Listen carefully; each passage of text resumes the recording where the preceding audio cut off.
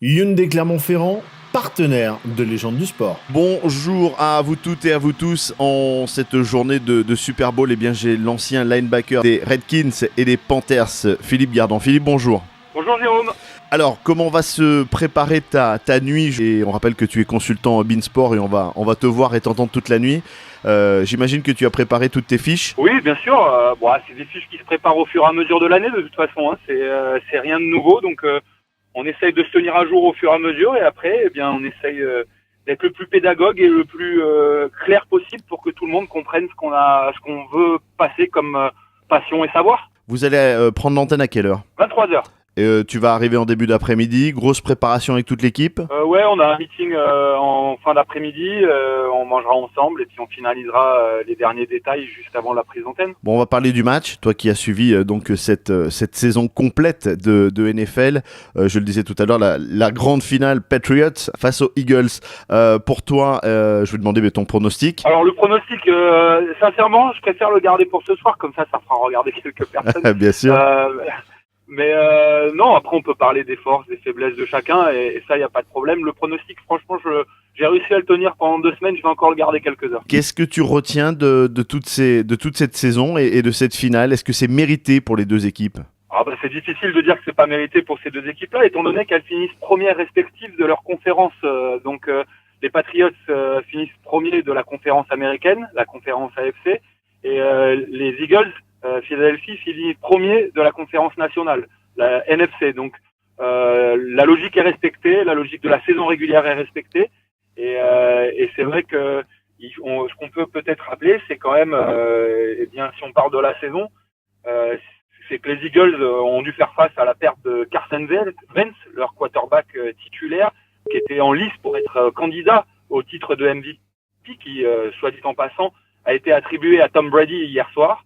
Et puis ils ont perdu d'autres joueurs clés, donc 4 ou 5 autres joueurs, et ils ont quand même réussi à aller au Super Bowl. C'est vous dire un petit peu la persistance et la présence de cette équipe au plus haut niveau. Et les Patriots, cette année, ils ont dû faire face à un début de saison très très difficile, notamment en défense, et ils ont su redresser le tir, comme chaque année, de par l'huile de coude et le travail qui a été fait par à la fois le staff et les joueurs. Les États-Unis vivent un jour particulier en ce jour de Super Bowl. Toi qui connais bien ce pays, on connaît les grandes finales, les grands jours de finale, par exemple en rugby, en Coupe du Monde de football, mais aux États-Unis, c'est vraiment un jour particulier. C'est d'autant plus un jour particulier qu'ils l'appellent Super Sunday. Et pourquoi ça s'appelle Super Sunday? C'est que les événements dont tu viens de me parler, la finale de la Coupe du Monde de rugby, la finale de la Coupe du Monde, ce sont des événements qui se passent tous les 4 ans. Le Super Bowl, c'est chaque année. Et c'est chaque année la grande fête du foot américain qui rassemble la totalité à la fois des fans, des pratiquants, des curieux pour X ou Y raison. Et c'est vrai que c'est un jour particulier puisque énormément de gens prennent leur jour de repos le lendemain du Super Bowl, le lundi, pour pouvoir récupérer, parce que même si aux États-Unis le match commence à 18h30 sur la côte est, il se finit tout de même aux alentours de 23h, plus les festivités. Donc beaucoup de monde prennent leur jour de repos, même ceux qui habitent aux États-Unis. Bon Philippe, on va te laisser prendre ton avion dans quelques minutes. On va nous se donner rendez-vous aux alentours de 23h sur Beansport pour vivre une nuit, comme tu le disais, assez incroyable. Et on l'espère avec un match incroyable. On se rappelle de la finale de l'an passé. On espère revivre un match, on va dire, avec le même scénario. J'imagine que vous aussi. En tout cas, ouais, bien sûr. En tout cas, on a vraiment les ingrédients puisque encore une fois, cette équipe de Philadelphie qui est loin d'être favorite comme la plupart des médias l'annoncent underdog.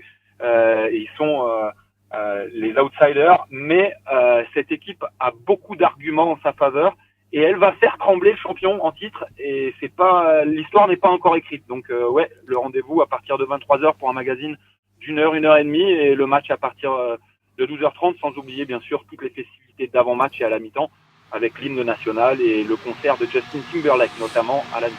Voilà, on va se régaler. Merci encore Philippe d'avoir pris un petit moment pour nous répondre. Belle nuit à toi et puis on se retrouvera dans quelques jours pour refaire le point sur ce match. Merci de m'avoir interviewé, Jérôme. Voilà, Philippe Gardan, ex-professionnel NFL, on le rappelle, il a été le 3e Français à avoir la chance à évoluer dans ce grand championnat américain. Merci de nous suivre et on se retrouvera dans quelques jours pour débriefer un petit peu cette finale. Merci et à bientôt. Hyundai Clermont-Ferrand, partenaire de Légende du Sport.